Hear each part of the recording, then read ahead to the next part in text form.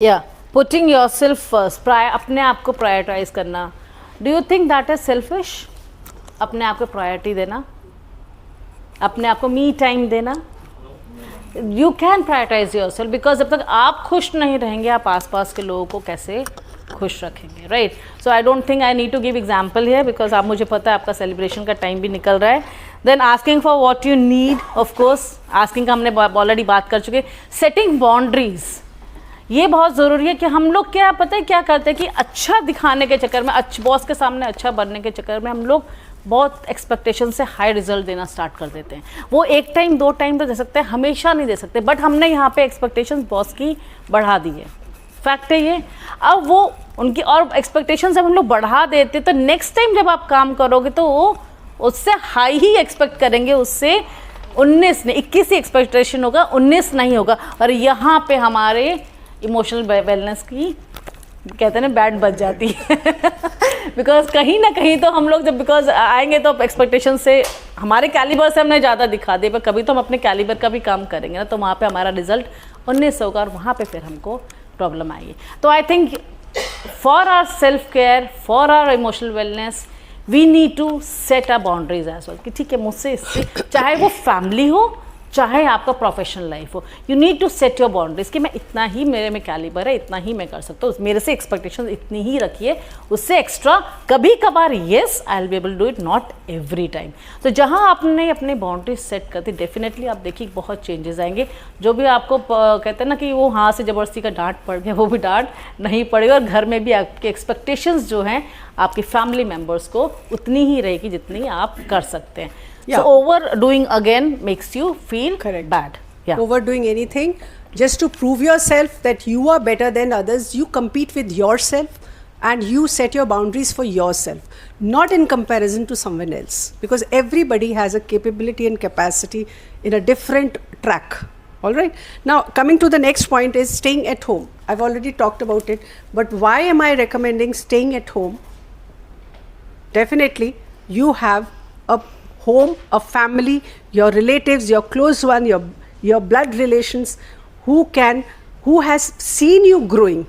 You spend the most of the time and you've reached this position, this part of life. So they are the best people to spend time with, especially when जब खुशी होती तब तो हम बहुत अच्छे से celebrate करते हैं, बट जब कोई भी ऐसा स्टेप बैक करने वाला समय होता है, नेगेटिव इमोशंस को हम डील कर रहे होते हैं, उस समय हम अपने लोगों से ज़्यादा छुपाने की कोशिश क्यों करते हैं? हमें लगता है हम उनको हर्ट कर रहे हैं. हम अपने लोगों को बचाना चाहते हैं कि जो मैं फील कर रहा हूँ, मुझे दुख हो रहा है, इनको नहीं दुख होना, मम्मी को नहीं बताना. मम्मी हम भी करते हैं अभी आज की डेट में, मम्मी को नहीं बताना, मम्मी हर्ट हो जाएंगी, मम्मी सोचने लगेंगी, मम्मी को बीपी की दवाई की प्रॉब्लम है. तो हम लोग को ओपन बैठ के हेल्दी डिस्कशन करने से ज़्यादा बेटर है. So I'll just wrap up this with like we know that we need to learn to say no. हाँ, इसीलिए मैंने कहा so हमें no कहना ज़रूरी है. Again we need to take a step back as and when required. हम कहते हैं ना चीता भी जब छलांग मारता है अपने प्रे की तरफ तो 2 कदम पीछे रखता है, जाता है, झुकता है, and then he bounces on the prey. So जब हमें भी कभी कहीं सिचुएशन में झुकना पड़ रहा है या फिर 2 स्टेप पीछे लेने में मेरा ही भला है तो क्यों ना मैं कर लूँ उस चीज़ को. Then we have strategies of self care. I think this is you all being from a very learned background, so we all are aware of that we need to have sip water. Ma'am, I'll just please. Yeah. So we need to for short term we need to sip water, deep breathe, count and backward counting start कर दीजिए. आपके बीच में counsellor बैठे तो आपको बताते ही होंगे. Positive self talk is very much essential. वो बहुत ज़रूरी है बिकॉज जितना आप नेगेटिव लोगों के साथ में भी रहेंगे आपकी थिंकिंग नेगेटिव. आपने देखे होंगे ना काफ़ी दोस्त, अरे तुम तो तुझसे होगा ही नहीं, तुम कर ही नहीं सकते, छोड़ दो यार, नहीं होगा. तो ये चीज़ हमारे दिमाग में जैसे आना स्टार्ट है तो हम भी कहीं ना कहीं बिलीव करना स्टार्ट कर देते हैं कि शायद हमसे नहीं होगा. तो why not go for self positive talk and of course उनके साथ ही रहना पसंद कीजिए जहाँ वो सेल्फ पॉजिटिव टॉक की तरफ जाए. अपनी फीलिंग को एक नाम दीजिए बिकॉज जो भी आपकी फीलिंग है उसको again just told you be aware of it, accept it, do not deny it. Faith high, you know we all have a faith higher power है उसमें भी बिलीव करना स्टार्ट कर दीजिए ma'am in a very So let's cover the long term.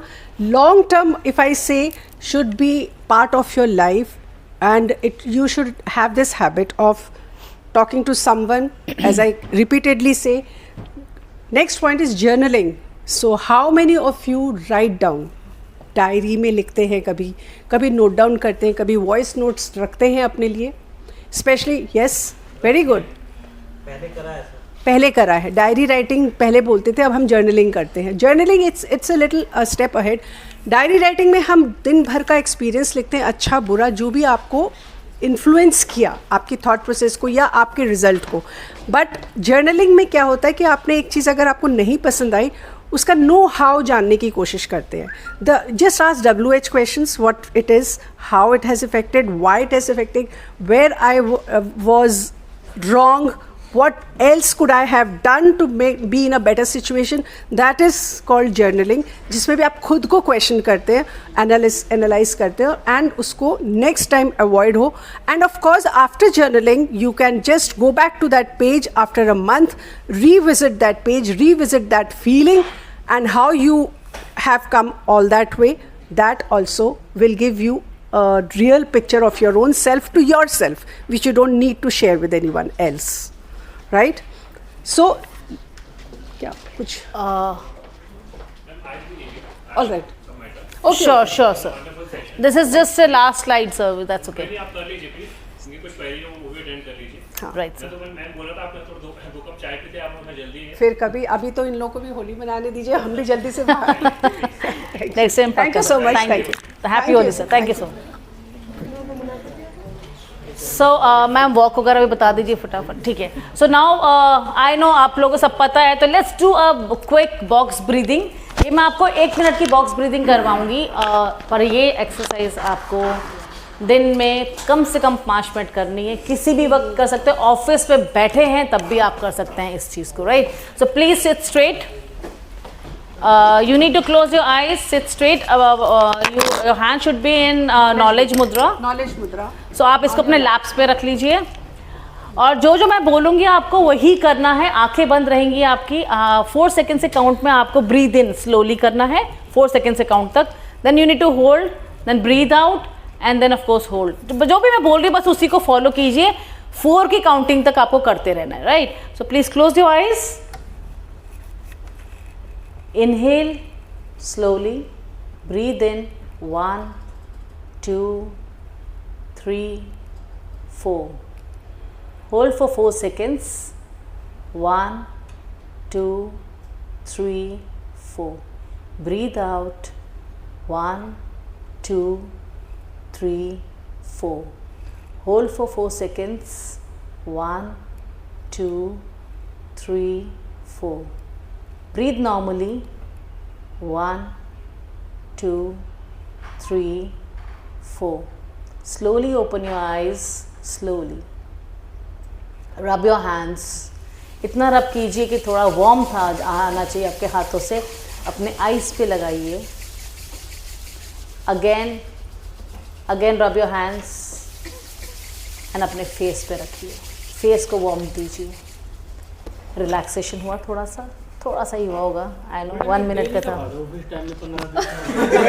Sir ये आपको daily करना है. करना चाहिए जब भी आपको एंजाइटी हो, जब भी स्ट्रेस हो.